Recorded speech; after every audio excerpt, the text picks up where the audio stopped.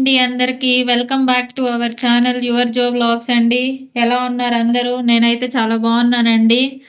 ఈరోజు మనము most requested recipe చేయబోతున్నానండి. చింతకాయ పచ్చడి. మా ఫ్రెండ్ యాక్చువల్‌గా ఒక అమ్మాయి ఒక 2 టైమ్స్ చేశానండి. వాళ్ళ ఇంటికెళ్ళినప్పుడు అనుకోకుండా 2 టైమ్స్ అదే చేయాల్సొచ్చింది. సో, తనకి చాలా బాగా నచ్చింది. సో, నన్ను కూడా వీడియో పెట్టు నేను చేస్తాను, నాకు రావట్లేదు అని చెప్పి 2, 3 టైమ్స్ అడిగిందండి. సో, అందుకని పోస్ట్ చేస్తున్నాను. తప్పకుండా మీరందరూ కూడా ట్రై చేయండి. సో, రెసిపీకి ఏమేం కావాలో ఐటెమ్స్ చూసేద్దాము. చింతపండండి, ఎండుమిరపకాయలు, తెల్లుల్లి, ఆనియన్స్, పోపు, ధనియాలు, జీలకర్ర, మిరియాలు, కొత్తిమీర, పుదీనా ఉంటే వేసుకోండి, లేదంటే అవసరం లేదండి. నాకు ఉంది కాబట్టి వేస్తున్నాను. మీరు వద్దు అనుకుంటే స్కిప్ చేయొచ్చు. కరివేపాకు, ఉద్దిపప్పు అండి, అదే మినప్పప్పు. ఇది ఇంటి దగ్గర నుంచి తీసుకొని వచ్చిందండి, పొలంలో పండింది. సో అందుకే మనకి ఇక్కడ పొట్టు కనిపిస్తుంటుంది. ఇది నేచురల్ అండి. పసుపు అండి, కల్లుప్పు, ఆయిల్. సో ఇప్పుడు స్టవ్ ఆన్ చేసుకుంటున్నానండి. ఒక కడాయి పెట్టుకున్నాను. సో ప్యాన్ హీట్ ఎక్కిన తర్వాత కొద్దిగా ఆయిల్ వేసుకున్నానండి. కొద్దిగా ఎక్కువే పడుతుంది వీటికి, ఎందుకంటే ఇవన్నీ ఫ్రై అవ్వాలి. ప్లస్ కొంచెం ఆయిల్ ఎక్కువ ఉంటేనే టేస్ట్ బాగుంటుందండి మనకి చట్నీకి. సో ఆయిల్ హీట్ అయిందండి. ఇప్పుడు ఇందులోకి ఎండుమిర్చి వేసేసుకుంటున్నాను. సో ఎండుమిర్చి లైట్గా ఫ్రై అయిన తర్వాత సపరేట్ చేసేసుకుందామండి. ఇవి లైట్గా ఫ్రై అయినాయండి. ఒక ప్లేట్లోకి తీసేసుకుంటున్నా నేను, ఎందుకంటే లాస్ట్ దాకా ఉంచితే మెత్తబడిపోతాయండి. ఇప్పుడు ఇందులోకి పోపు యాడ్ చేసుకుంటున్నానండి. అలాగే ధనియాలండి,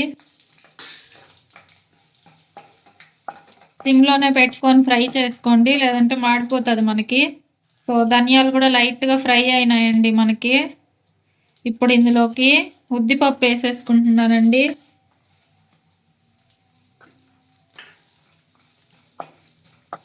ఉద్దిపప్పు కూడా కావాలంటే స్కిప్ చేయొచ్చండి. మీ దగ్గర లేకుంటే ఉట్ట ఉద్దిపప్పు లేకుండా చేసుకోవాలనుకున్నా చేసుకోవచ్చు. ఆప్షనల్ అండి ఇది మీకు. బట్ వేస్తే ఏంటంటే చాలా టేస్ట్ ఉంటుంది నార్మల్ చింతపండు చట్నీ కంటే. సో మినప్పప్పు కూడా ఫ్రై అయిందండి మనకి దోరగా. బ్రౌన్ కలర్, లైట్ బ్రౌన్ కలర్లోకి వచ్చింది. ఇప్పుడు ఇందులోకి తెల్లుల్లి రెబ్బలను యాడ్ చేస్తున్నా. అలాగే ఆనియన్స్ అండి,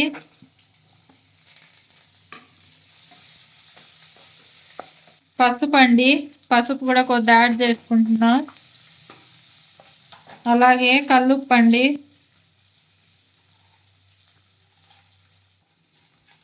ఇప్పుడు ఇందులోకి జీలకర్ర, మిరియాలు కూడా వేసేస్తున్నానండి. అలాగే కరివేపాకు కొద్దిగా,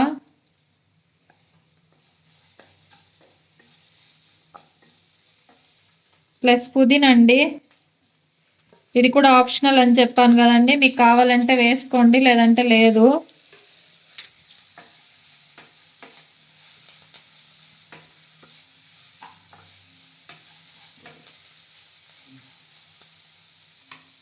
సో పుదీనా కూడా వేసి కలుపుకున్నాక చింతపండు అండి.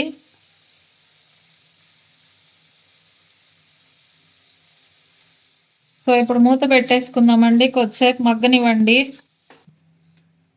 సో సో ఇప్పుడు మూత తీసుకుంటున్నానండి. మూత తీసుకొని ఒకసారి కలుపుకుందాము. మగ్గిపోయిందండి ఆల్మోస్ట్.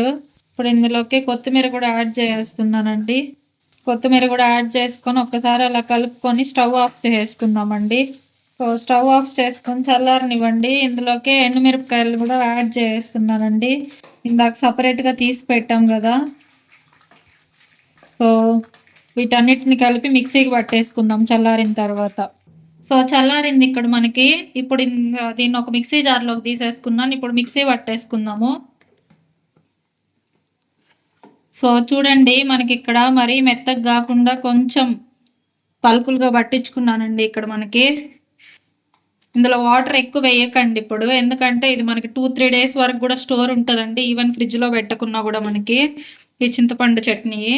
సో చూడండి దీన్ని సపరేట్ బాక్స్లోకి తీసుకున్నానండి.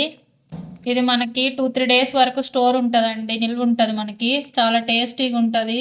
రాగి సంగటిలోకి కానీ వేడి వేడి రైస్లోకి కానీ చాలా బాగుంటుందండి మనకి చట్నీ. పాతకాలంలో అమ్మమ్మ వాళ్ళ కాలంలో చేసేవాళ్ళండి. ఈవెన్ మేము చిన్నప్పుడు కూడా ఎవరైనా ఐ మీన్ పనికి వచ్చినా వాళ్ళకి రాగి సంగటి, చట్నీ, అలాగే మునగాకు వేపుడు ఇలా చేసి తినేవాళ్ళమండి. చాలా బాగుంటుంది. తప్పకుండా మీరందరూ కూడా ట్రై చేయండి. ఎలా ఉందో కమెంట్ చేయండి. Thank you. నెక్స్ట్ వీడియోతో మీ ముందుంటాను. బాయ్.